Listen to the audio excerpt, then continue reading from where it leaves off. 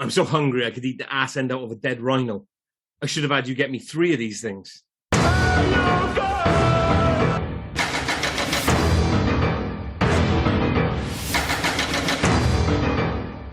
Welcome to the Hey You Guys podcast. I'm Rob, this is Liam, and this week we watched 1991's Point Break, starring Keanu Reeves and Patrick Swayze, directed by Kathryn Bigelow. A film that asks us just how far you're willing to go to have an endless summer.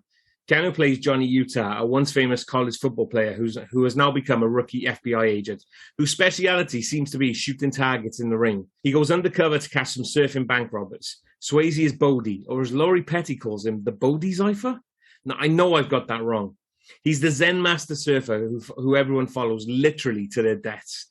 Now, I'm not saying the plot resembles a basic plot of a man going undercover to learn the ways of an indigenous alien tribe to take them down from the inside, only to learn to love them.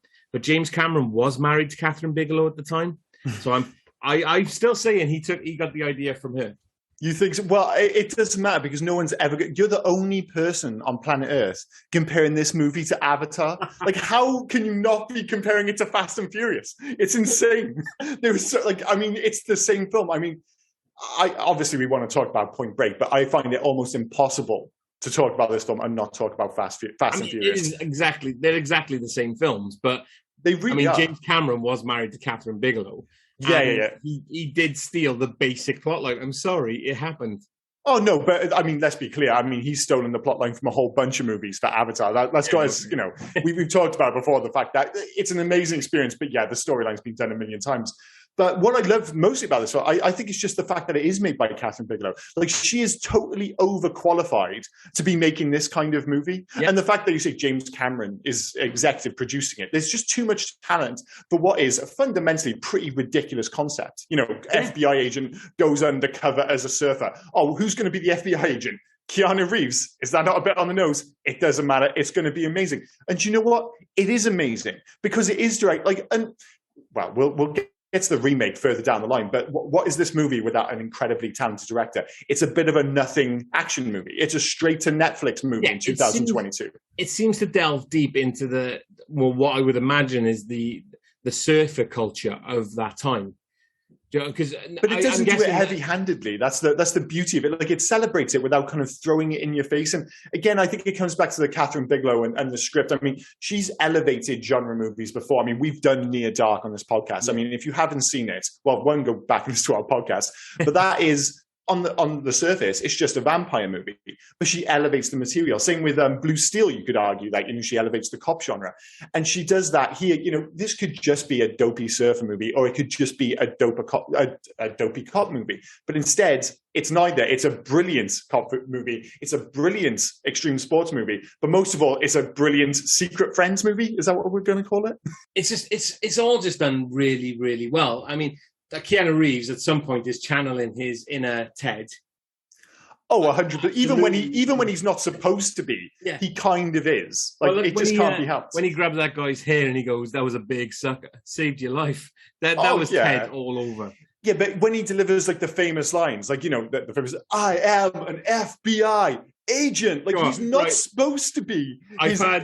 I had it written down. Liam will do a Keanu quote within the first 5 minutes. There it is. It's not long until I mention my wife either. But the thing is, he's not supposed to be doing a Ted impression there. No. But it just comes through because it's goddamn Keanu Reeves in 1991. But the great thing about Keanu Reeves, and I've always loved Keanu Reeves, I know he's not the best actor, but he's he's better than Tom Cruise. Well, he's not a better actor than Tom Cruise, but whatever. But the fact of the matter is, he's got a screen presence, and he's got his unique intonation.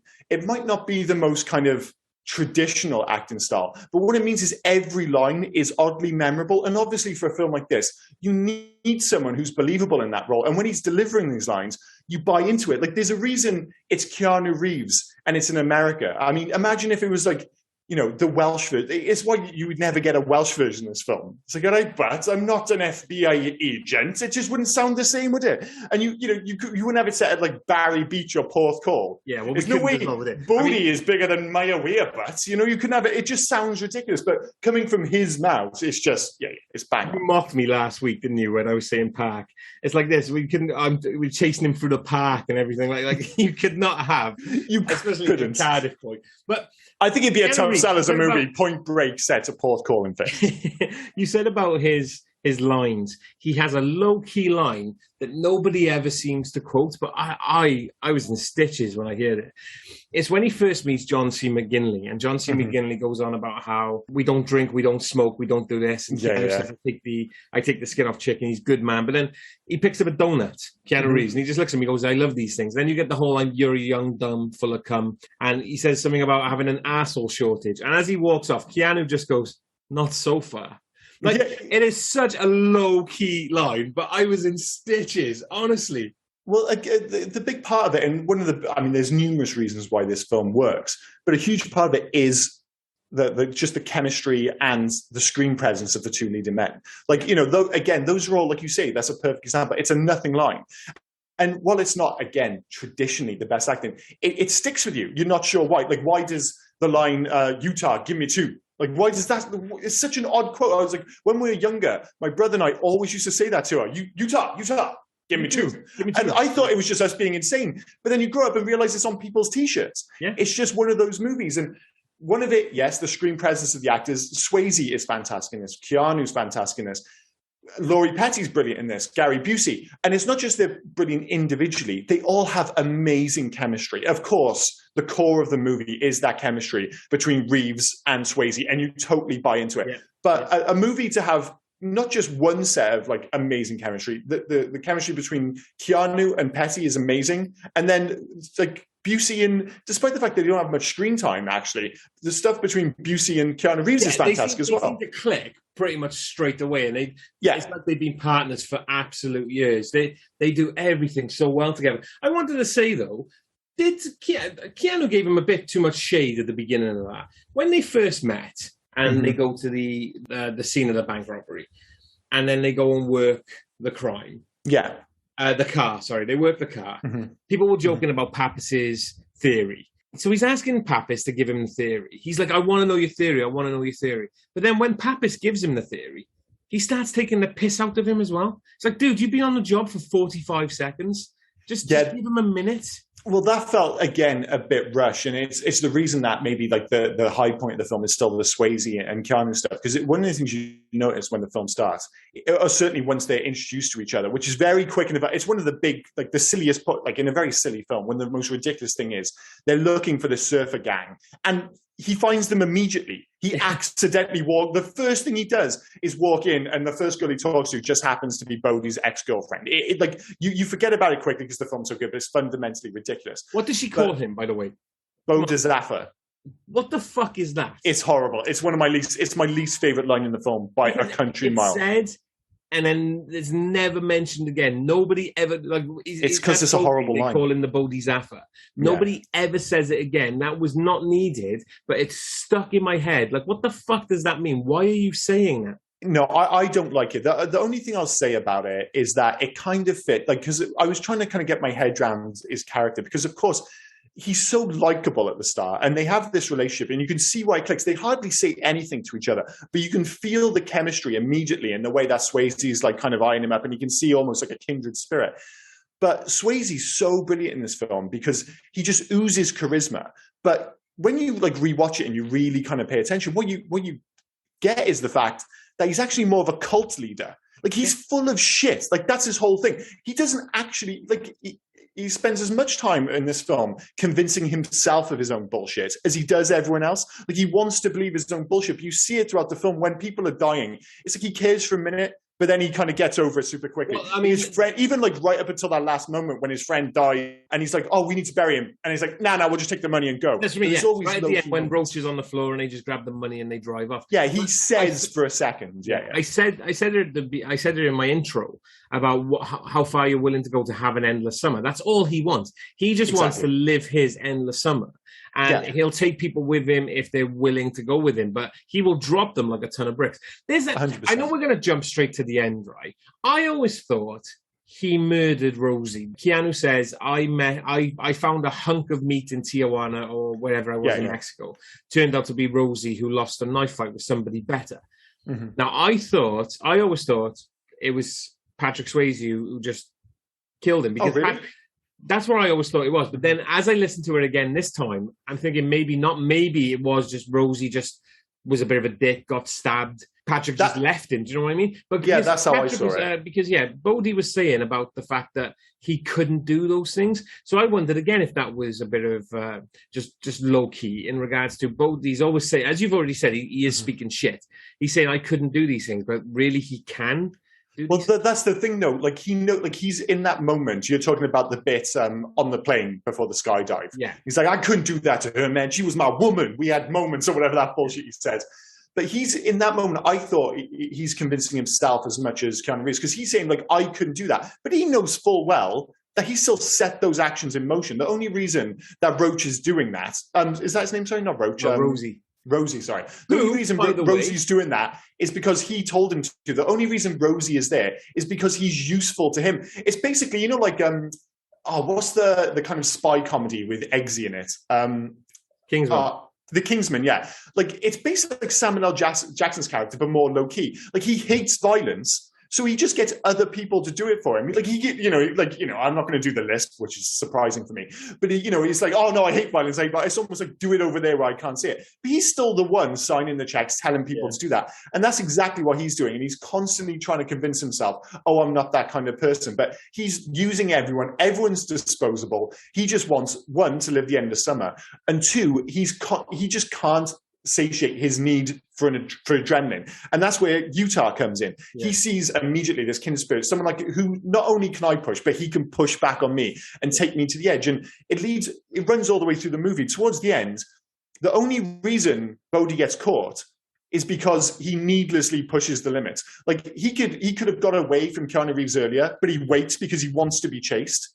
He could have got out the bank with the money and they all could have run off to the desert. But no, he wants to push it. He's always pushing the limits. And he knew, and everyone else knew, it was always going to end up with him dead. But the point being, he just didn't care how many people he killed along the way. Yeah. Rosie, by the way, I couldn't find an entrance into that diatribe you just did then. So I need to go back to the beginning. Rosie had the easiest job in that gang, by the way. Is diatribe a good thing? I don't know. Anyway, sorry. Rosie, yeah, he just sat on the beach and did fuck all. He had the easiest job. So apparently he's, as you've said, he's the tool that Patrick Swayze uses. But he doesn't do any of the bank robbery. He doesn't drive. He doesn't surf. Like you said, he literally sits on the beach, spits beer at flames, and kidnaps a woman or two. Well, I mean, it's beyond me. I'm not sure if I could do the whole kidnapping thing. But like you said, like I think, Bodhi suggests he's got like a screw loose. He's just kind of there. He doesn't fit in with the gang. He's just kind of an absolute psycho. I do feel and like Bodhi is basically giving him purpose, I suppose. I do feel like that character was written in last.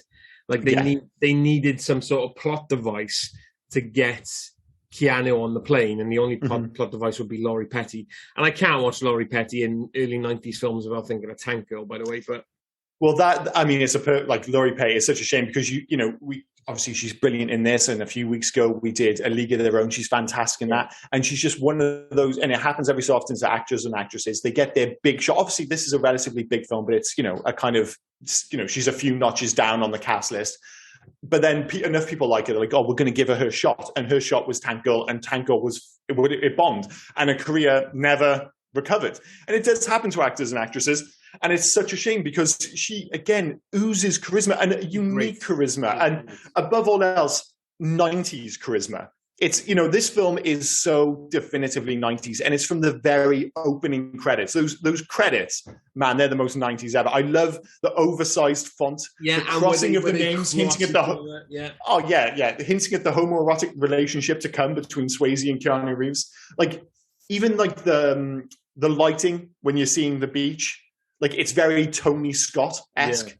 And, but yeah, all the way through, like, the cinematography is fantastic. It's a beautifully shot film. I actually thought from the opening sequence it was going to be more aggressively 90s, perhaps. But they do kind of rein it in a little bit. The introduction of Keanu Reeves, I can say a shooting dummies in the rain thing. That seemed to be absolutely pointless.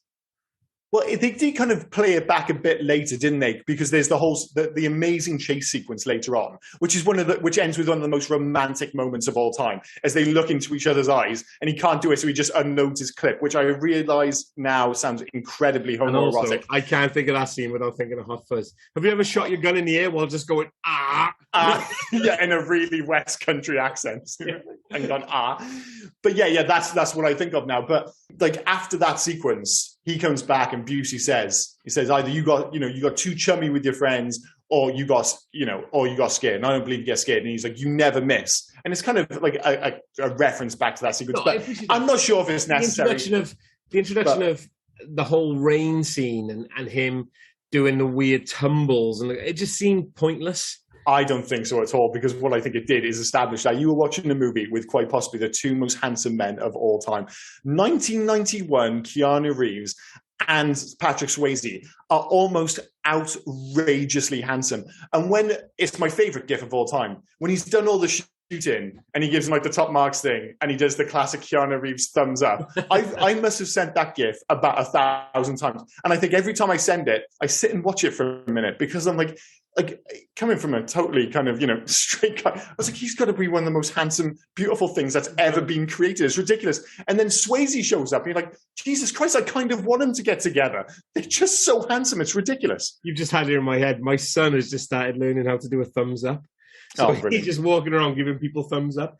But that's where you should practice from, because I think Keanu's thumbs up might actually be the greatest thumbs up in movie history. We were out for a meal on Saturday for one of our friends' birthdays. Everyone was asking him how he was, so he gave a thumbs up. So he just kept his hand in the thumbs up position for a minute, because it takes him a minute to realize how to do a thumbs up. So he'll get there. Just for a minute, just giving everybody a thumbs up. It's like his hand was stuck, like the wind changed. It's one of those weird things, isn't it? Because, I guess you only notice when you have a kid, because I don't remember the whole kind of thumbs up month. I don't remember learning, like going, wait, okay, okay, so when it's up, do I keep it up? Like, how long does one maintain a thumbs up before it gets weird? And obviously he's learning that now. And it's great that he's learning that now, because you don't want to learn that lesson when you say 37. You don't want to be the guy who gives a thumbs up and then just holds it for 27 seconds. Because you're like, well, we can't be friends because you're clearly out of your fucking mind. There are things I want him to learn now, but there are other things I don't want him to learn now. Like when we were driving and he was in the back with his nana, and his nana just pointed at someone and went, what a dickhead. And then for the next 30 seconds, or actually about 2 minutes, he's going, dickhead. Like my kid is in the back. I'm pissing myself. Yeah, they never repeat. What is it in Donnie Darko? The most beautiful combination of words in the English language is supposedly cellar door. Yeah. Like if you said cellar door, your son is never repeat. He's never going to be cellar door. Cellar door. Gradually getting more and more Shakespearean. Cellar door. No, he's more likely to go dickhead. If I end up calling somebody a cock knocker or something, he's going to be all over that. Yeah. He's going to be all over it for sure. Jesus Christ, kids are a nightmare. But we've mentioned a lot here, obviously, about like the chemistry between the characters, and obviously the fact that it works as a fantastic kind of, I don't know, cop movie. Like, what would you call this? In the same way, again, as the Fast and Furious. Like, if we're talking about the first Fast and Furious film, is it a cop movie or is it a racing movie? With that, I'd say it's probably a racing movie. This one, I think the lines are a little bit more blurred, but eventually, I'd probably movie, is it? It's a cop movie.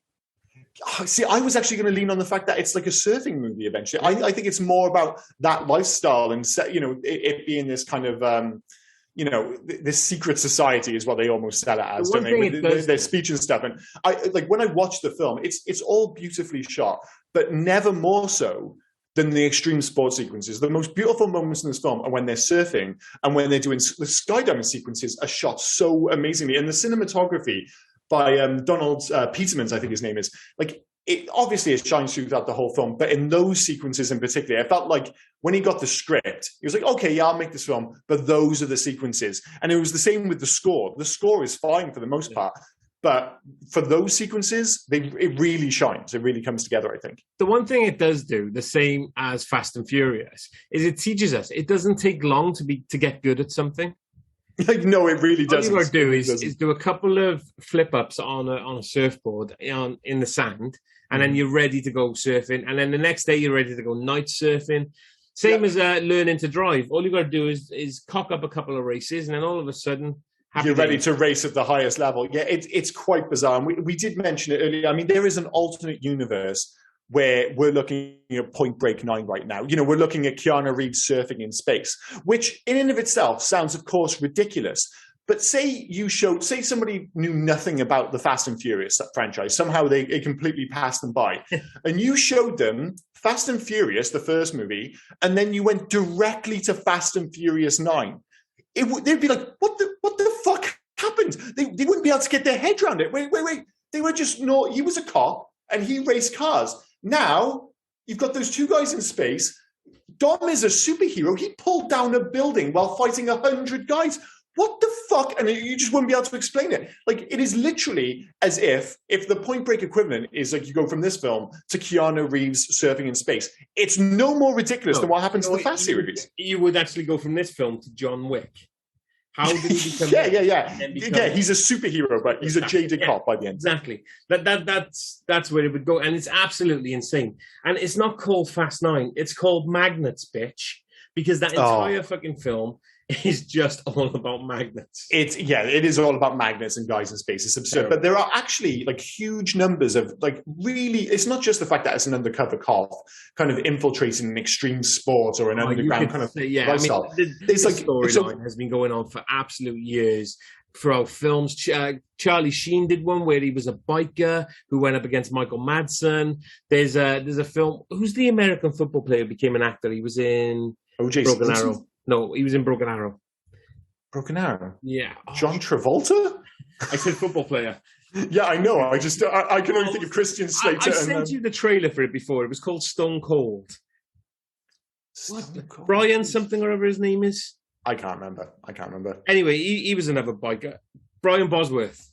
Oh, yeah. I know. And he was a biker. And mate, if you ever get a chance, we're going to have to do Stone Cold on this just to watch Brian Bosworth's 1991 mullet. Actually, 1991, same as this. It is. And that is, I mean, if you think this movie's 90s, that mullet is about as 90s as it gets. But I know what you mean. There are a lot of movies with similar templates, but the list of similarities is outrageous. Like, obviously, you've got the main one, the cop goes undercover into an extreme sport. But there's the waitress love interest that leads to, you know, the connection with like the kind of underground group. So Nia is a waitress. And he's Dom's sister, rather than the girlfriend. The difference was he already knew that family, wasn't he? He was trying to get... Oh, no, actually, he didn't know they were... No, he didn't.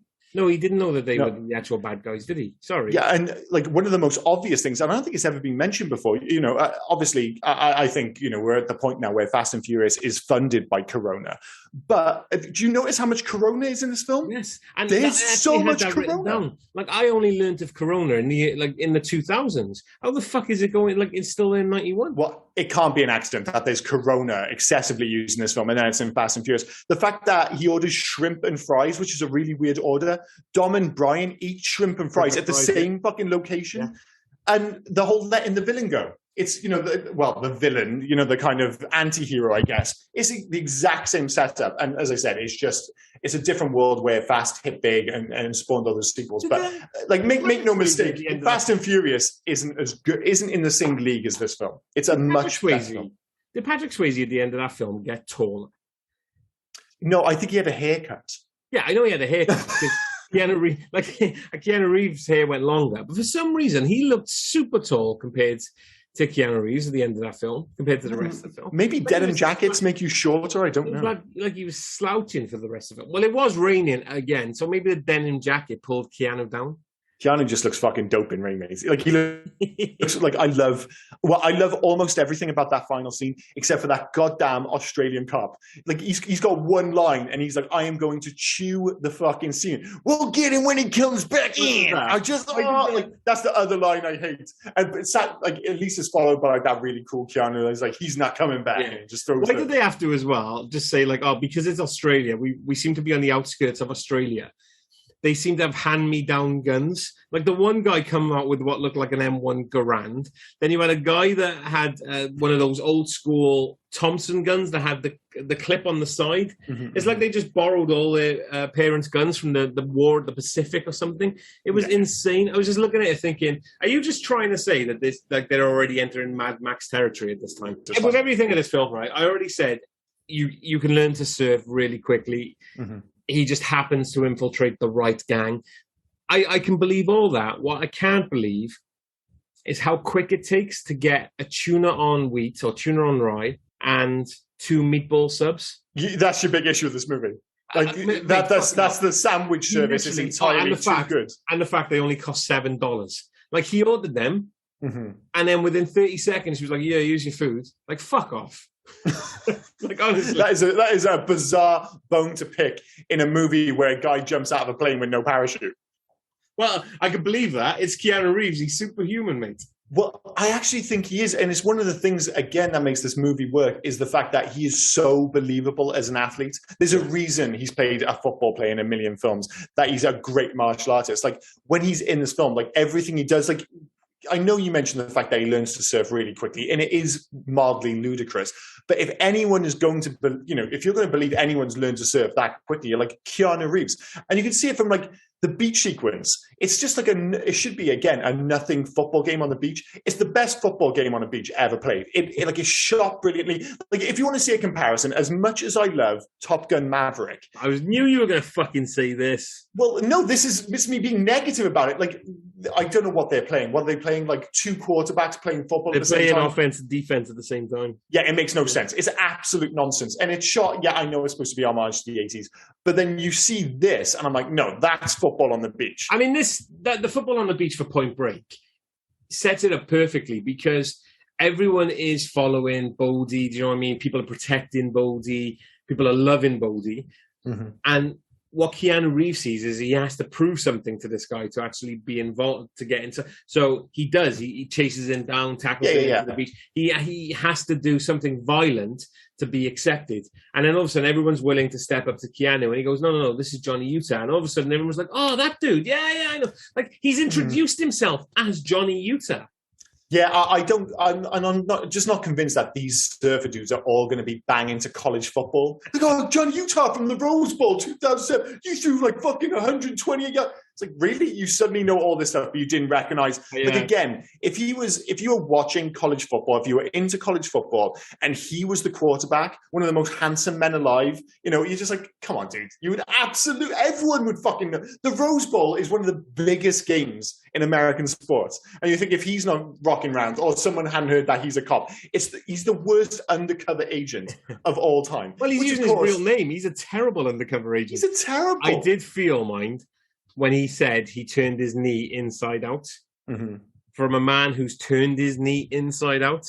I feel his pain. Like, when he landed, and at the end, then when he's struggling with his knee, and he said, "I can't do these things because of my knee." And he said, "Oh, sorry, we're landing in water and stuff like that."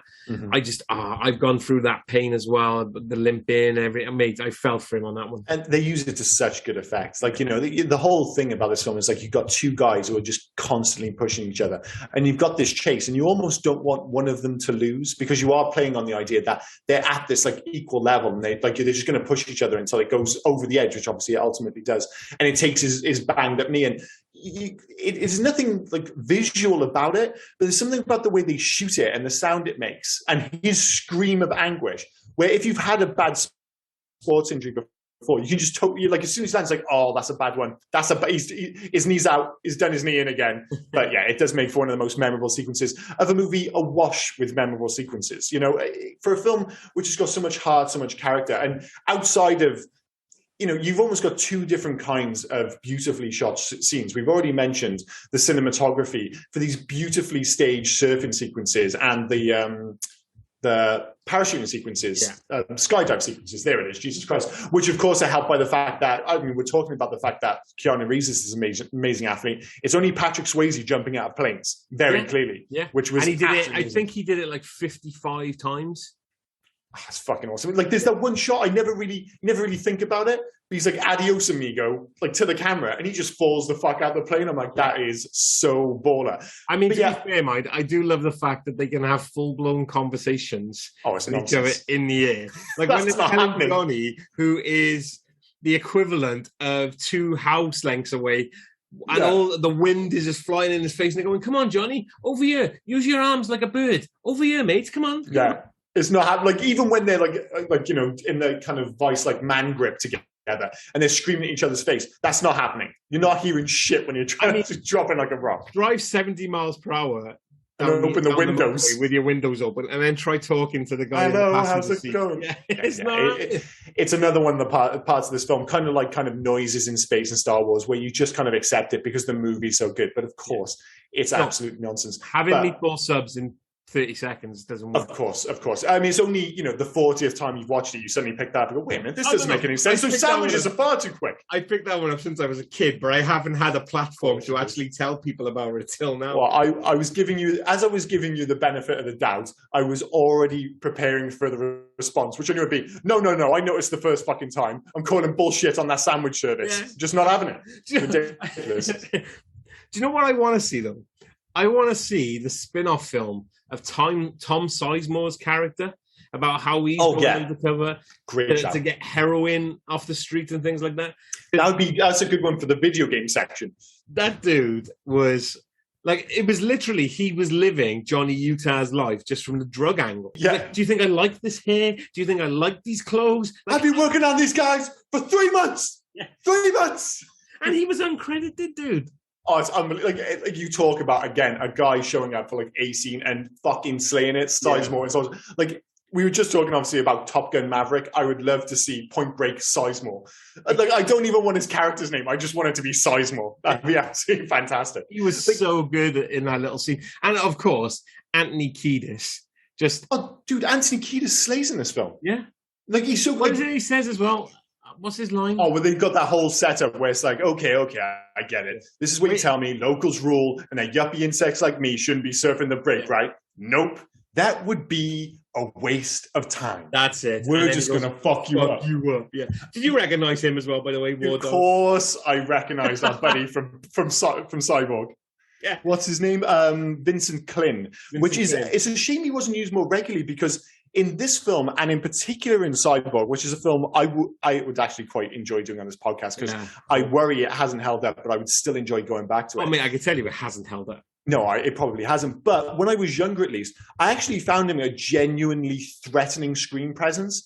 And in this, without any, he only has a couple of lines, but as soon as he's the one going, we're just going to fuck you up, you're like, you believe he wants to fuck you up. It's the smile on his face while he's saying it. Like, he is smiling, he is happy, he's about to have a fight. He is just, he's insane. And then in Cyborg, he's always wearing the dark glasses. Chainmail. Yeah, you can't see into his eyes. I mean, as we've already learned, anyone who's wearing chainmail is a badass. Look at Needless to say, I'm going to go out on the record and say that he wears it quite a bit better than the bad guy from Commando, that's for sure. Than Bennett, sorry. But yeah, I mean, Anthony Kiedis only has a few moments. He has that great line.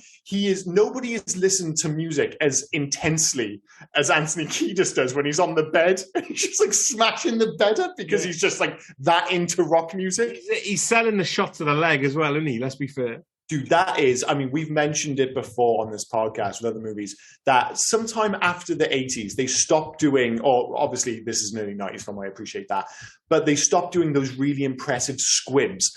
Back when you think of like RoboCop, it's like, I still think the high watermark of when a bullet goes through someone, it just looks like it's tearing to shreds. There are a few things in a movie which make me wince, quite like that scene when he shoots himself in the foot, not only because he's putting a bullet through a classic pair of 1991's Reebok pumps, but also because it looks painful as fuck. And in fairness, he sells the shit out of it. The look on his face when he's on the bed later in the cop show, I'm like, don't fucking touch it. It's like, oh my God. The two of them, Anthony Kiedis and Flea from the Chili Peppers as well. Yeah. Wasn't in this film. But they always appear in these films in random parts. They're always memorable. The Big Lebowski for me. Flea in The Big Lebowski as one of the three Germans with Peter Stormare and whoever the other guy was. Cut off your Johnson. Sorry? And we'll cut off your Johnson. That was just kind of a quote from the film. It's not even a Flea line, to be honest. But yeah, it's bizarre because there aren't many musicians who have made a successful transition into acting. And while their acting credits are relatively limited, a little bit more extensive for Flea for sure, they've got to be two of the more successful ones. Flea in particular, you wouldn't have like picked him out, but he's in like Back to the Future 2. He just pops up in random movies, and he never looks out of place. Flea. He looks like a character actor. I think that probably helps. But where's Chad Smith in all this? I would say, maybe the guitarist from Red Hot Chili Peppers, but I never know who that is anymore, and half of them are dead, so I don't know what the fuck's going on. Yeah, I mean, pick a year to pick the guitarist. Yeah, exactly. Well, Chad Smith's in loads of films, though, and he's in Anchorman. It's a good point. Yeah. I mean, even those videos, I'm assuming they're deep fakes. I'm still kind of convinced they're the same person, to be honest. Yes, they have to be. Yeah, 100%. Yeah. But I come on my initial point being that this film is split up into two parts. Now I know how you feel all the fucking time.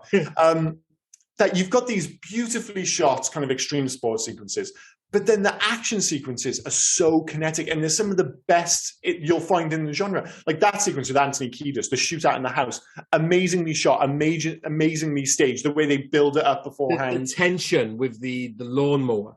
And you've got the lawnmower, and then Pappas does the only thing he can do is shoot the lawnmower. Yeah, which feels dangerous. I mean, but there were two sequences where I thought he could have died without having his face pushed into it. The bit with the knife feels like that could easily just bounce back into your face, and the bit when he shoots it, I'm like, that feels like he could have quite easily killed him as well. But I guess he wasn't a sticky situation there. But there's obviously that. There's the amazing chase sequence, which I would argue is up there with the best chase sequences of all time. Like I know that sounds ridiculous, but the way it's shot, like it's real guerrilla filmmaking, that one, isn't it? It's like they've strapped some sort of jerry rig to a cameraman and had him just run. It's POV at its best. Yeah. It's absolutely insane because you're bouncing off the walls, you're bouncing through the doors, and you're on that run. Using a dog as a weapon. Well, that was one of the things I thought in 2022. Do you think if they have the same scenes, they have Keanu Reeves kick the dog? I don't think they do. It's a surprisingly bold move. But they didn't, he chucked the dog at him. Like the dog is just going nuts at Keanu. And you don't see it, do you? You just hear that. The yell. Yeah. So he's chucked the dog down and just give her a dig as he's run away. He absolutely does. At that point, didn't they? Let's be fair. Oh, Jesus. Yeah. But you make a good point there about the fact that the camera puts you in the chase. It's not shot from a distance. You're behind them. You're right in it. Like the best action sequences, and you usually notice it when it doesn't happen in movies. It's something that's easy to take for granted is like the geography of a scene. And in that sequence, you always know where you are. You always get the feeling of how close they are together, where they're running, what they're doing, and it's a masterfully shot sequence. Yeah. And as I said, the only ones I can think in terms of great on foot chase sequences. There's the Casino Royale sequence. I mean, Casino Royale, that double whammy of the black and white sequence in the bathroom that goes straight into the parkour sequence. I think that's one of the best intros to any movie, let alone a Bond movie. It's not really a chase sequence, but Ferris Bueller, it's still amazing. The run at the end. When he's running home. Yeah. Yeah. And I know, and this is maybe just to piss you off, but there's a great sequence in Fallout in Mission Impossible because nobody runs better on screen than Tom Cruise. And that is something you can't deny. You cannot deny that. Which one is it? You said Fallout like I know what this film is. Is this the one where he smashes his foot? Or is it the one where he's running away from a sandstorm? It's the foot one. Okay. Yeah, the sandstorm. Well, the sandstorm's brilliant because obviously there's stuff falling behind him. He doesn't do anything else other than run. But I noticed it from a young sandstorm because it's Tom Cruise. He can outrun a sandstorm. He can outrun anything. There's a sequence. It's one of the most oddly compelling sequences I've ever seen in a film. It's in Vanilla Sky, and it's an empty Times Square, and Tom Cruise just runs, and the camera knows exactly. They know they've got magic. It's shot low below him, and it's just him running through Times Square empty, and it's just let's just watch Tom run. And it's with Tom Cruise. I'm surprised we haven't done more Tom Cruise films on this podcast. Well, there's a reason we haven't done more Tom Cruise because you fucking hate Tom Cruise. Yeah, but you would do it just to spite me. You made me watch Star Wars.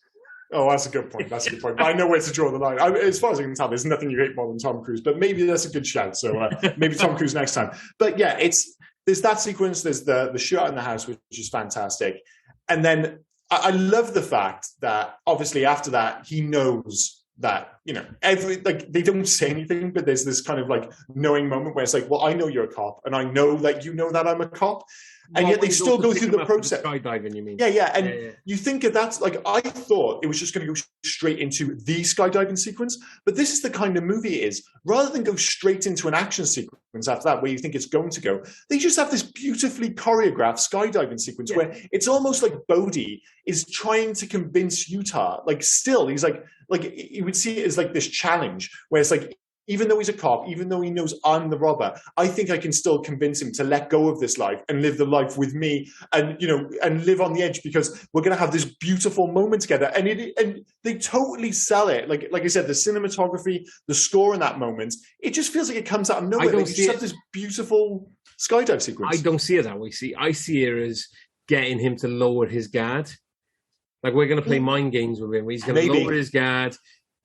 We're not going to kill him. Like, we've already given him the parachute. It's worked, right? His guard is lowered. He knows we haven't just dropped him out of a plane. And now we're going to do the big whammy. By the way, we're going to kill your missus unless you help us. Do you know? Let's go back a beat a minute. When you said that they knew about, I know you're an FBI agent. You know I'm the bank robber. Mm-hmm. When after they pick up the meatball subs, and they come out of the dead presidents come out of the bank. Keanu Reeves shouts FBI freeze.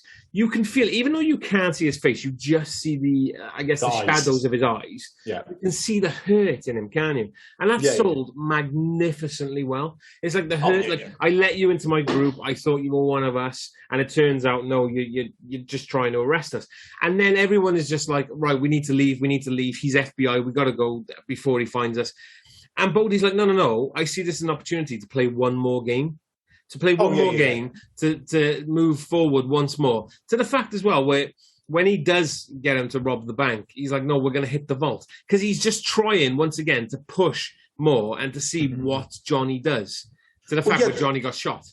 Yeah, and it's a brilliant sequence, and all the way through, as you mentioned there, the fact that Swayze does so much acting with his eyes, and I think we mentioned at the top of the podcast, the fact that so much of their relationship is built up with very little dialogue. And so much of it is done by just kind of like emoting. It's quite subtle emoting, like Patrick Swayze. Like, his character is just an array of contradictions, but it's never sold to you in a heavy-handed way. Like, we're talking about this film when we've seen it, God, 8, 9, 10 times kind of thing. And, obviously for a podcast, we're trying to pick this film apart. And I don't think I'd ever really appreciated all the contradictions in his character and how much depth his character has, and how much, how much of what he's saying is what he believes and how much of it is bullshit and how much he's trying to convince himself. It's like, by the end, you are stuck with this character where you're like, well, he is a dick, but he's also like totally charming. It's that whole, again, comes back to that cult leader thing. It's like, he is a wrong'un. Everyone who's following him has died, but you can understand why everyone does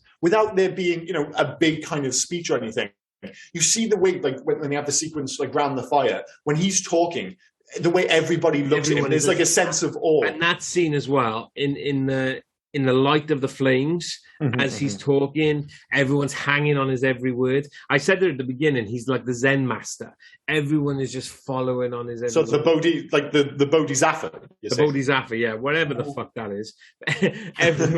Everyone, what does that mean? It's just absolute bullshit. Okay. But then it works on the other end of the spectrum as well. Like that sequence with War Child and the gang, and he's like, lay off him. I'm serious. And you can see the way he looks at him, like he's like he's not some hippie dude. He's someone you don't want to fuck with. This is like a rough and ready gang. Fucking gang who are just armed to the teeth. But even those guys, the way they look at Bodhi, like, I'm not sure if we want to mess with Bodhi, because he is going to go as far as he needs to. It's like, we're not going to scare off Bodhi because he literally has no limits to where he'll go. You want to talk about War Child mind? There's got to be something in his DNA, because I don't know anyone that would be able to do that to a surfboard in one swipe. Oh, it's pretty hardcore. Like, those surfboards just breaks it in half. Those surfboards take a pounding, and he karate chops the fuck out of that thing, and it just... In fairness, Laurie Petty does stress that it is a pig boy piece of shit earlier in the film. So, it's clearly not the best surfboard in the world, so we'll give him the benefit of that thing. It was even... Patrick Swayze just throwing some shade at it as well. Well, that's a board. No, that is a board. That is a board. But yeah, we're kind of jumping back and forth here, and you were almost there at the end of the movie. And in terms of that kind of, if you think of it almost non-stop, from the chase sequence to the beautifully shot skydiving sequence, straight into the bank robbery. And this is the only film that would dare to go 5 minutes later, go, let's have another skydiving sequence. Only this one's going to be the complete, like those two sequences perfectly capture the dichotomy of this film, where you've got two sequences, they're just skydiving sequences, but they're a million miles away from each other. You've got one where it's like they're buddies and they're all in it in the moment. And then 2 minutes later, he's jumping out of an airplane with no parachute to, ostensibly potentially kill Patrick Swayze. And hardly anything has happened in between, but you totally buy into both moments. It's such an amazingly written film. And well. What's that, sorry? That Magnum. He jumps out of the plane with that Magnum. The fucking length of that thing is ridiculous. It reminded me of the gun Jack Nicholson's Joker shoots the Batwing out of the sky in 1989's Batman. When he's holding it to his head, he's got it at full arm's length. Dude, it totally looks like if you pulled the trigger, it would like a bang would come out of the side, with like the whole flat. It was a needlessly ludicrous gun. Very well put. I didn't even have that as a note, but as soon as you mention it, I'm like, yeah, what the fuck is up with that gun? It's ridiculous. Insane how large it was. It is ridiculous. But yeah, I mean, the only film, strange enough, it's another Keanu Reeves film, a film that secretly has like a 60-minute ending, like action sequence, is The Matrix. Like it basically starts with the sequence when, the guns, lots of guns. Yeah.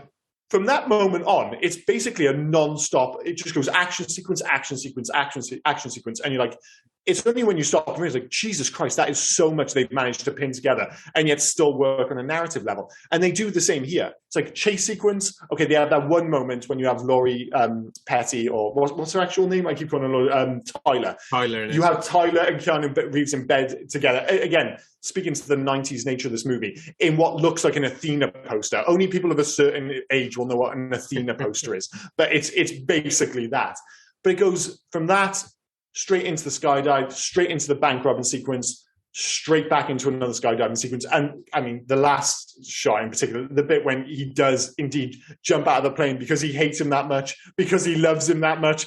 He's confused, everyone's confused, but it doesn't matter because he's jumping out of a plane with a comedy gun. We talk about as well how shit of an undercover FBI agent he is. I know he's new, right? It's terrible. But to the fact as well that they all know where he lives. It's 4:56 in the morning. They're knocking his door. Now, you would think it's Pappas knocking his door, but when he opens it, no. It's Keanu Reeves and his buddies. And he's got his missus who he's seeing whilst he's undercover, staying at his house. Mm-hmm. Like, he is such a terrible FBI agent, undercover agent. Oh, he's really bad. And, those are the issues of this film. But I think rather than it being an issue with the film, to me at least, it speaks to the quality of it. That for nearly every time I've watched this film, it's just so easy to sweep under the rug because the film's so propulsive, it's so charming, but it's so brilliantly shot and directed. It's just like, I don't care. It just keep giving me more of this movie, basically. But for this platform, you have to pick these things out. Oh, of course. And there are issues with this film. It's not a perfect film, but I think it's only not a perfect film if you want to pick holes in it, because those issues. They are undoubtedly issues, but I don't want them to be fixed because I don't want anything to get in the way of the pacing of this movie. I don't want more plot. I don't want more dialogue. How was this film 2 hours? I know, it's crazy. Yeah. It's crazy. But dude, you're talking about a film with 2 skydiving sequences and 17 surfing sequences. How does it get away with it? It's a miracle. Obsessed with those skydiving sequences. You've mentioned them like 16 times. Well, I just can't get my head around the fact, I'd never really kind of taken into consideration that there are 2 so close together. No other film would have the goal to do that. Drop Zone. What's that? Drop Zone, Wesley. Okay, drops. Yeah, but that's... Yeah, no. There's a lot of skydiving sequences in that. There are a lot of skydiving. Yeah, okay. I'll keep my mouth shut now. You win that argument really clearly and definitively. I was going to try and argue back, but I was like, no, he's kind of got you hook, line, and sinker there. So I'll just take that one on the chin, I think. But we had to cut out something at the beginning of this podcast where you just totally blindsided me and you were just perfectly right. But we'll never. I'm going to leave that. I'm going to be the good podcast and good friend to you by just not mentioning what that is. Yep. No, absolutely. I agree with that one. Right, we've been talking about this for nearly an hour. We are going to have to move on. Is there anything else you want to cover? Well, just the perfect moments. You have all those action sequences, but that scene on the beach, short of the Australian guy, the overzealous cop, for them to have that moment together where they both win, but they both lose. I think Bodhi always knew it was going to end this way, but he still got to have his moment, even though he died. Keanu Reeves got his man, but still, Bodhi had changed him that much that, he got, like, that was his final thing. He's like, I've got to get Bodhi. I've got to put an end to the story. But then he throws his badge into the water because he's like, I can't live this life anymore. Yeah. So I just thought it was an absolutely perfect ending for both of them. Tyler. I'd like to think he ended up with Tyler. I think he ended up with Tyler. I think that's where I think he just had to do this one thing, and then he's just going to go off and live a different life. Like the kid in the surf shop said, it's like, you be a surfer. It'll change your life. I didn't like that kid either. Just to be clear, he was about 12 years old, and he was far too zen for a 12-year-old kid. And when he said it'll change your life, he said, I'm 25. Yeah, well, never too late to learn. Yeah, well, fuck the fact that he's 25. How about the fact that you're 12? How do you know what changes your life? You've hardly been born. Ridiculous, absolutely ridiculous. But yeah, you are such an old man, dude.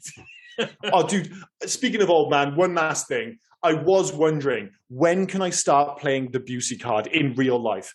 Because every time somebody gives Busey shit, he refers to the fact that, he's like, I was serving in Vietnam when you were shitting in your hands and rubbing it in your funny fucking face. Like, I want to know when I can do that to someone. Like, I was doing asset servicing when you were at Twitch and your father's fucking nutsack. I want to be able to say that in the office. And I was talking to my wife about it earlier. Ding, ding, ding, meant to my wife. I was like, I think I'm only like 3 or 4 years away from genuinely being able to do that. You're not, right? You are 40 now. You turned 40 this year, right? Just to put that on record. Yeah, 40. Thanks for that. Cheers, buddy. Right. So you now have university graduates coming in to your... Well, it's horrible. I went to a wedding on the weekend, and one of the girls on the table was one of my friend who was getting married. It was his younger sister. And she was like, I'm 23. And let's be clear, 23 is only 2 years younger than what Keanu Reeves was in this film.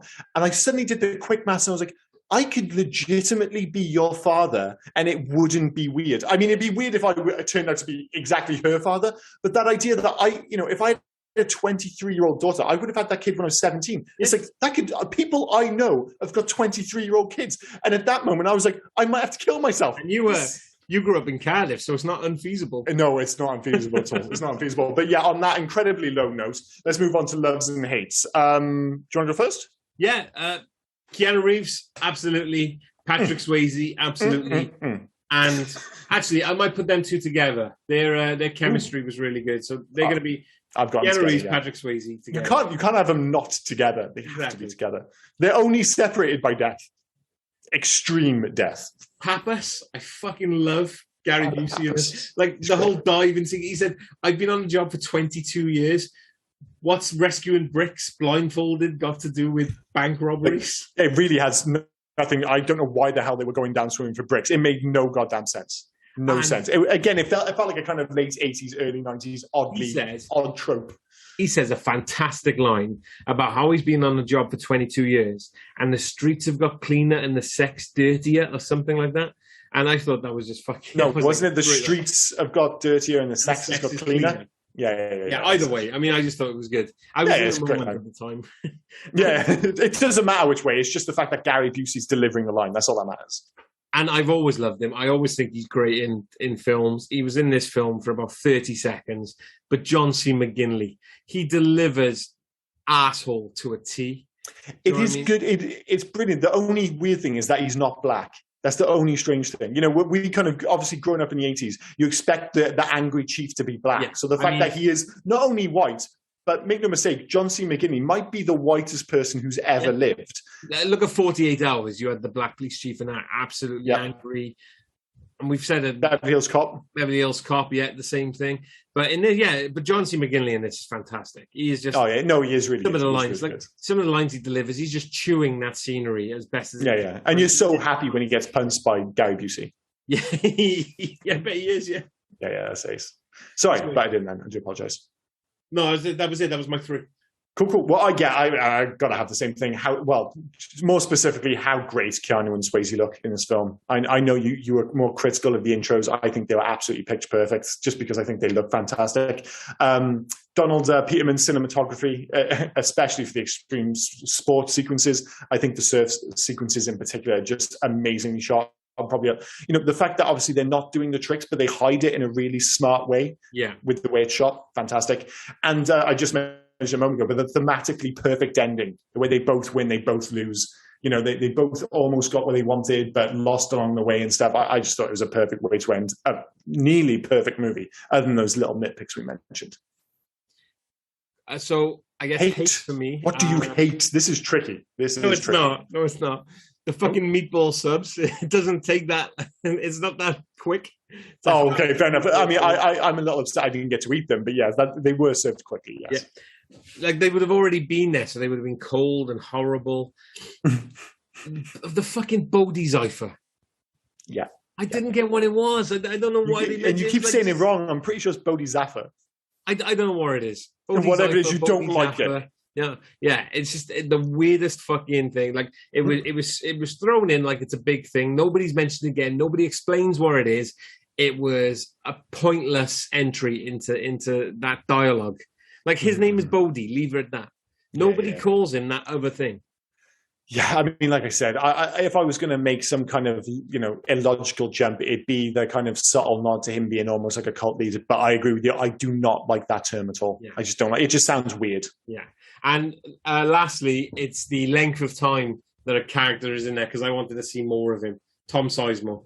I wanted to see more of Tom Sizemore's weird DEA agent, just really angry at people. And obviously, there's a hint that he knows Pappas as well. Mm-hmm, mm-hmm. So that would have been nice to see that relationship between them two. But it's a small thing that I hate for that one. It's just because Tom Sizemore delivers it so well. You're a bit gutted there's not more of him. Yeah, but I'm a big fan of a kind of famous or kind of famous actor coming in and just having one scene but slaying. Like the perfect example is Alec Baldwin in Glengarry Glen Ross. Like that is the high watermark of someone stepping in for a scene, absolutely destroy. And don't get me if you've never seen Glengarry Glen Ross, it's a movie absolutely stacked to the rafters with fantastic actors, and they're all brilliant in it. Yeah. And Alec Baldwin in 5 minutes sweeps in and absolutely steals the show. It's even if you've never seen the movie before, go watch Alec Baldwin's sequence from it. It's just fucking killer. And that's what Sizemore does, not to quite that effect, but I know what you mean. When you have something good, you immediately want something more. But he has 2 minutes, 3 minutes screen time max, but he absolutely slays. Yeah. He's absolutely fantastic in it. Yeah. Is that all of them? That's all three, yeah. Cool. Hate the remake. 2, the Australian cop, totally overdoing it. The fact that I'll never have that dope meatball sub that Pappas has. So obviously we're coming from very different angles when it comes to the sandwiches in this movie. And 4, I have to sneak it in there. The fact that none of us can ever hope to look as good as Keanu Reeves and Patrick Swayze did in 1991. That's absolutely fine, because you cannot say you hate the remake based on this film. That's not one of your hates. Well, the fact that it led to a remake, it's just, we've mentioned them before. What were the other ones? Like the Total Recall and RoboCop and stuff. Yeah. It was just like this ill-advised kind of run of remakes. And the problem is they were picking films that were elevated, like silly concepts that were elevated by their directors. That's the thing that stands out for nearly all those films, like Verhoeven, obviously Kathryn Bigelow in this instance. They were taking a ridiculous concept and they were elevating it above the standard it should have been. And then they're like, oh, we'll remake it. And then they bring in a totally okay director. And of course, it becomes the movie that it should have been in the first place, i.e., bang average, totally forgettable. Yes. So and it took them a long time to learn their lesson on that. They were taking a bunch of hard R films and then doing remakes in the 12A PG era. Do you know what I mean? It's not going to happen. How can we take this film that was fantastic, violent, gory, things like this, and then deliver it watered down? You're never going to match the original. It wasn't just the fact that they watered down. Like these films are often they're satirical. They're so smartly written, and it's often quite subtle, as is the case of this film. On the surface, it's a silly movie about a cop going undercover with a gang of surfers.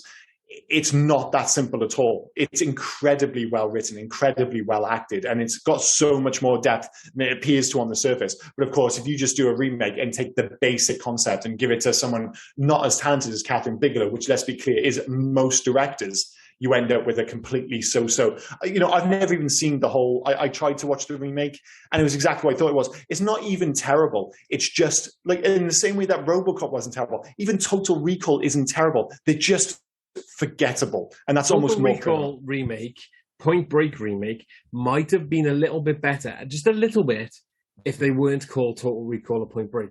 Yeah, yeah. If you didn't have the expectation, you'd be like, this is an absolutely okay action movie. Point Break remake totally changes all of the plot ideas from this and goes on about, like, it's all about extreme sports for the next, like, they got to do all across the world, 8 different, we'll talk about it more in Legacy, but if that was just a different name, it'd be okay. Yeah. And again, that's the thing. They're absolutely okay action movies. So I know it is what it is. Do you have anything for facts? Yeah, I got a couple.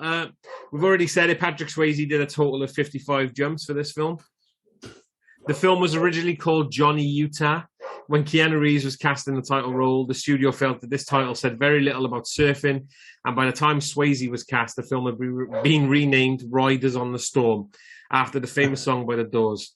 However, the lyrics had nothing to do with the film, and so the title was also rejected. It was not until halfway through filming that Point Break became the film's title because of its relevance to surfing. And again, typical 80s and 90s trait is you mention the title of the film in your film. Got to get it in there. And it's quite subtle in this film, but it's there. Yeah. And the great thing about this title is that most of us, and even after watching the film, I'm not totally sure what a point break is, but it doesn't matter because it fucking sounds cool as shit. Yeah. You want cool as shit? Patrick Swayze, I say cool as shit. I always mock fucking Tom Cruise for this. Patrick Swayze refused to use a stunt double for surfing, as he never had one for his fight scenes or his car chases. But I also always say Tom Cruise is a prick for doing his own stunts. So which is completely wrong, because what it allows, and it allows in this film, is the fact that you can shoot things in a completely different way. The fact that you don't need them. When they introduce Bodhi at the beginning and he's surfing that pipeline, for a minute I didn't think it was him. Yeah, because everyone else was like, it can't be him. But yeah, he like you say, they're both good at different things. And as I said, Keanu Reeves is totally believable as an athlete. But the fact that Swayze does so much in this movie, and I love the fact that he fights, like he has a Swayze fight style. Yeah. Like he just fights like Dalton from Roadhouse. Yeah, and it's again, it goes back to like that Zen thing as well. It's all those fluid movements with these straight arms and stuff. Yeah, like he had a shtick, that was like, for sure. Like he's doing the kata from Karate Kid 3. Yeah. He's doing that old kata thing before he fights.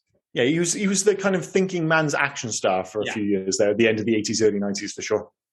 Gary Busey said Patrick Swayze was so nuts about skydiving that he actually badged him until he gave in and agreed to go with him after filming. Chucking back Gary Busey out of a plane, I think that was just because he didn't want to film with him anymore. Oh yeah, and I would love to see Gary Busey's face at, what like the high speed winds would do to that face. How many teeth are actually in that mouth? Yeah. A lot, I expect. I've literally just found this one.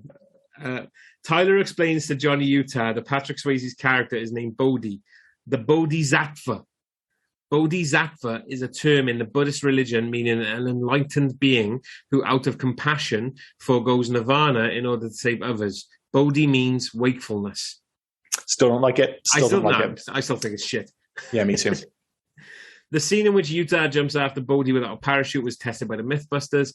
It was determined that Utah and Bodhi would not have been able to freefall for 90 seconds, nor would they have been able to hold a conversation in midair. However, it was determined that by streamlining his body, Utah could have conceivably caught up with Bodhi after jumping from the plane.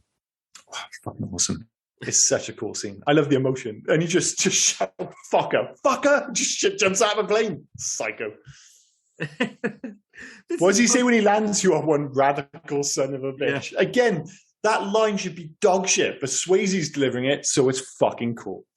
I love this. This is contradictory, but for a good way. We've just talked about Patrick Swayze not having stunt doubles. Patrick Swayze is not the one wearing the Reagan mask during the foot chase. Instead, his stunt double, Scott Wilder, performed the scenes because Swayze was in Europe doing press for Ghost. Oh, fantastic. Well, it was worth it. Ghost was a massive hit, in fairness. The beach spot where the football game is played at the beginning of the film is the same spot used for the soccer game in Karate Kid. Oh, nice. Yep. Just be clear, the football scene in Point Break is a lot better than the bullshit soccer scene from Karate Kid, that's for sure. And the reason why we're saying soccer instead of football is because, unless I would have said American football to start with, I would have just confused everybody. Yeah, totally. Yeah. Patrick Swayze cracked 4 ribs while filming the surfing scenes. Because he's a badass. Kathryn Bigelow fought to have Keanu Reeves cast as Johnny Utah, insisting she wouldn't film the movie without him. The studio and producers were interested in looking at higher profile actors at the time, like Johnny Depp. Well, they made the right choice. Absolutely perfect. Again, we mentioned with certain actors, yes, they need to be in the right role, but put them in the right role, right movie. Keanu Reeves is absolutely bang on. And never has there been a more perfect role for Keanu Reeves than this movie. The youngest of the gang of surfers in the film is known by the nickname Gromit. In surfer slang, a grommet is a young kid or an inexperienced surfer. That's pretty cool. I was wondering why it's called Gromit. I was like, that's a weird name. Well, obviously, we just think of Wallace and Gromit being Brits. Very strange. Any more? Yeah, one more. Matthew Broderick was originally offered the role of Johnny Utah. Wow. Others who auditioned were Johnny Depp, Charlie Sheen, Val Kilmer, and Willem Dafoe. Well, 3 of those are acceptable. The 2, the bookend, absolutely not. Willem Dafoe and Matthew Broderick. Like, what the? Yeah, those are the 2 ones that. I mean, Matthew Broderick. Yeah, he seems a bit kind of dadsy now. You got to remember, coming off of like Ferris Bueller's Day Off, he was cool, but cool in a different way. I just wouldn't have bought him in this role at all. But yeah, Willem Dafoe, what the fuck? That's insane. I could go on forever with this, so I'm just going to... Oh, yeah. We'll call it a day there. So in terms of legacy, we've already mentioned, the sequel, the ill-advised sequel. It's what happens when you get, the director with Erickson Core. The only other film he'd really done was Invincible with Mark Wahlberg. He was the cinematographer on the... That was the one. Yeah. That's the one. Yeah, where he plays for the Eagles and all that. It's based on a true story. It's absolutely fine. But he was the cinematographer on the Fast film, so it's kind of almost like the snake eating its own tail, I suppose. But yeah, let's be clear, Edgar Ramirez and Luke Bracey were absolutely fine, and not Swayze and Reeves. It's just one of those things. But the biggest surprise, actually, for the remake is that, did you know the budget was $105 million? Insane. Like, they must have had so much faith in this movie. They're like, oh, Point Break, this is going to be a home run. Well, needless to say, it was not. As you said at the top, not at the top, sorry, just a moment ago, I do apologize. It was okay. When I watched it was fine. I didn't feel compelled to go back to it and watch the rest of it.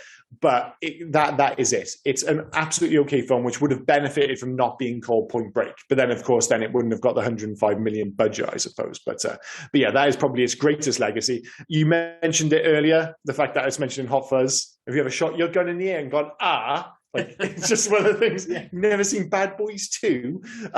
So yeah, like those are like the quintessential action films. Bad Boys 2 and Point Break, fantastic examples.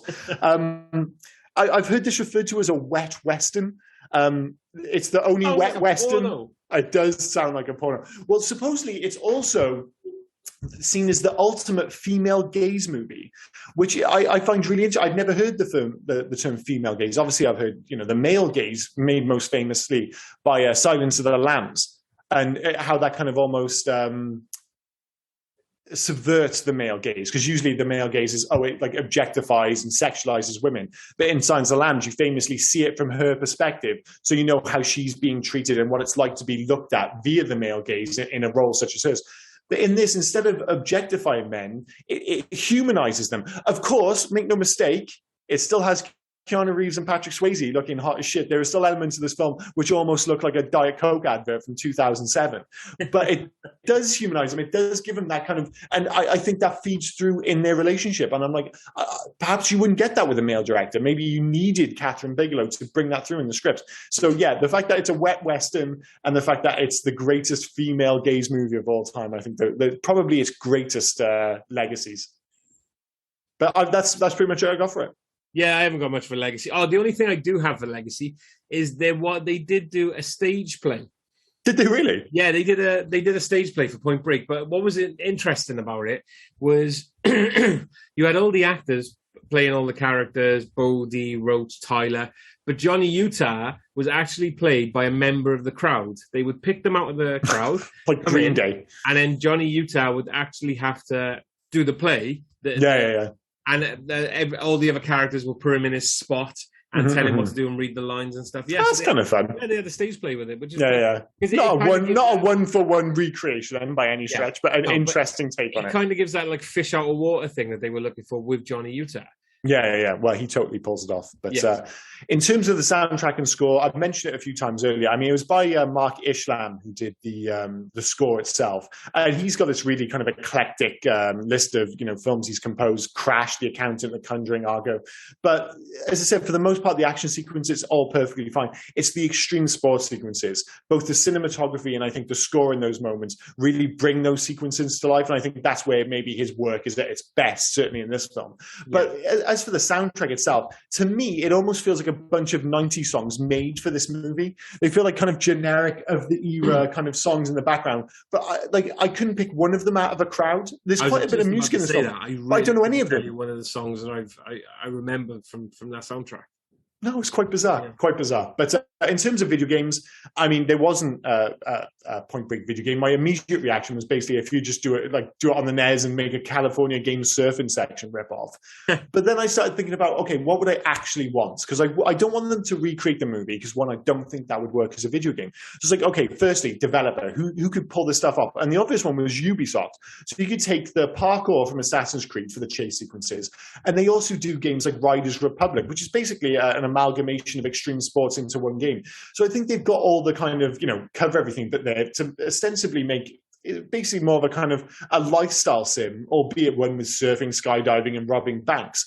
But in it, I wouldn't have Utah. What I would do is set the game 4 or 5 years before the movie and have Bodhi and his gang basically living out their summer.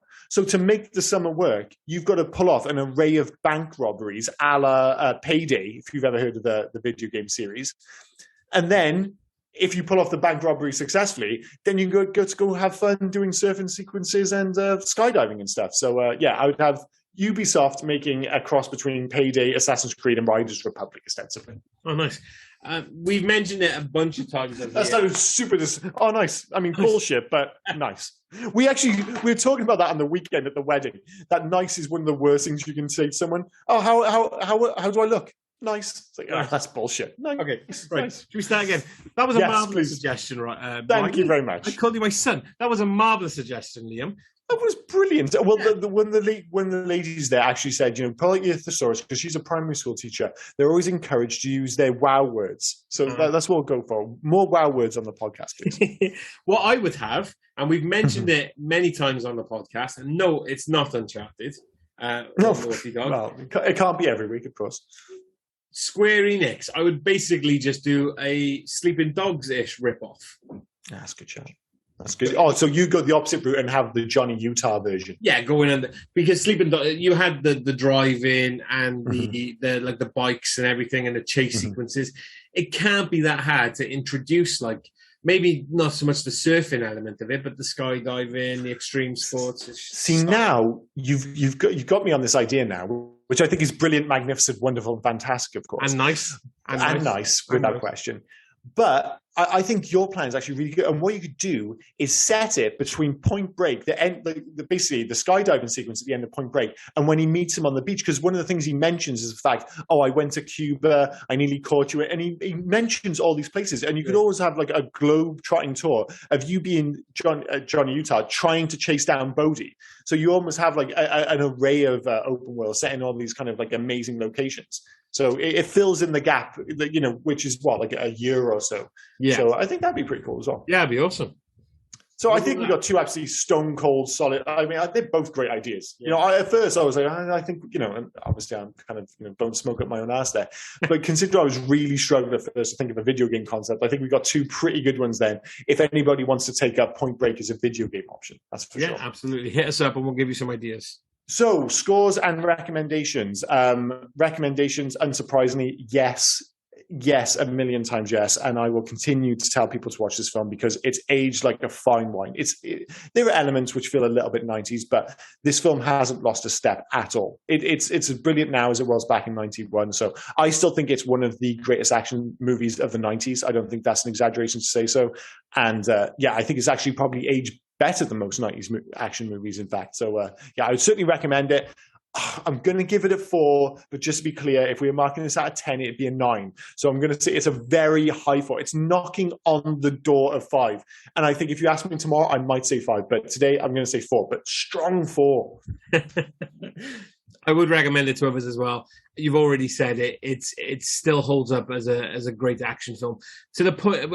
There's not a lot of fantastic action set pieces a la Speed or anything like that, but they're all low key. I think I've said low key about 5 times on this episode. So I've said skydive about 72 times. No problem. But they're all low key action sequences. Do you know what I mean? They're just the down and gritty, the guerrilla filmmaking again is what I said earlier. Yeah, there's no massive. It's a good point you make actually, because I hadn't really thought about that. Despite the fact, again, it's almost like the extreme sports sequences are bigger. The chase sequence is fantastic. The scene in the house is brilliant, but there's no explosions. No, exactly. There's no there's no huge car crashes.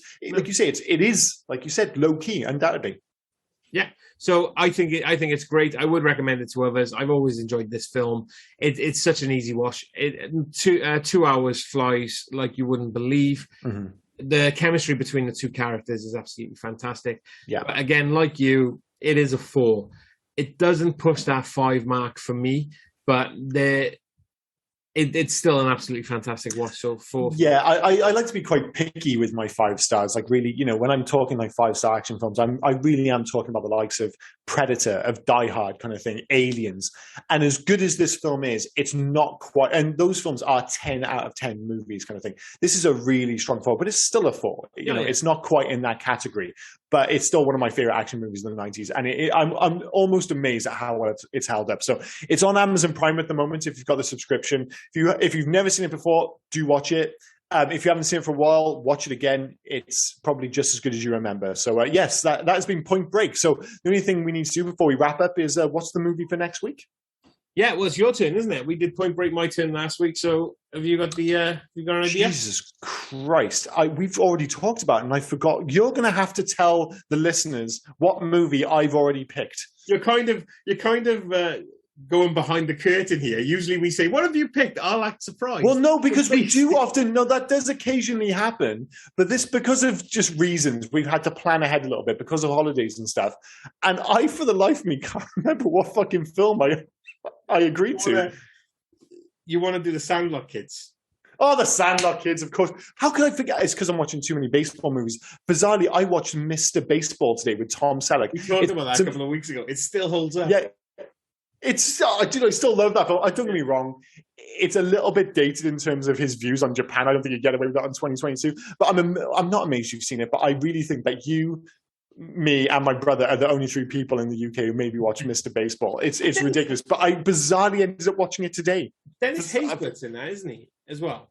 Yeah, he's in that as well. Who was Serrano from Major League. And Major League is another one, if we could ever find it, I have to do on this podcast. We should watch that as well. And bizarrely, because I was talking to my brother about baseball films, I started going down the rabbit hole, and obviously there's The Natural, and we've already done what is it? A League of Their Own. But I was like, do you remember the movie The Babe with John Goodman, where he played Babe Ruth? Yeah. Dude, I was like, all of a sudden, I really want to watch that film. I think it's almost, even by our standards, I think that might be too deep a cut to do it on the podcast. But the other one I wanted to watch that again. Oh, I'd like to do at some point is it was the Brendan Fraser one. I think it was called The Scout. Oh yeah, The Scout. There's been so many great baseball movies, but of all There might have been better baseball movies than The Sandlot Kids, but there are a few that are as charming and few that I would say you really don't need to be a fan of baseball. The fact that it's a baseball film is incidental. This film is about youth, and it captures that whole summer with your friends thing, maybe better than any other movie I've seen. And it's got Darth Vader in it. So let's start again, mate. Let's start again. Let's rewind it. Let's go back behind the curtain. Let's keep the magic alive. Liam, what are we doing next week? Rob, next week we're doing the Sandlot Kids, or the Sandlot, as it's known in the United States. I haven't seen it for a while. I'm really intrigued to be rewatching that. I know. This will come as a bit of a surprise to you, but yes, the Sandlot Kids. I've got a funny feeling it's on Disney Plus. So if you get the opportunity, or if you're interested in watching before listening in, do watch The Sandlot Kids. But like I said, don't be put off by the fact that it's a baseball film, because it really isn't.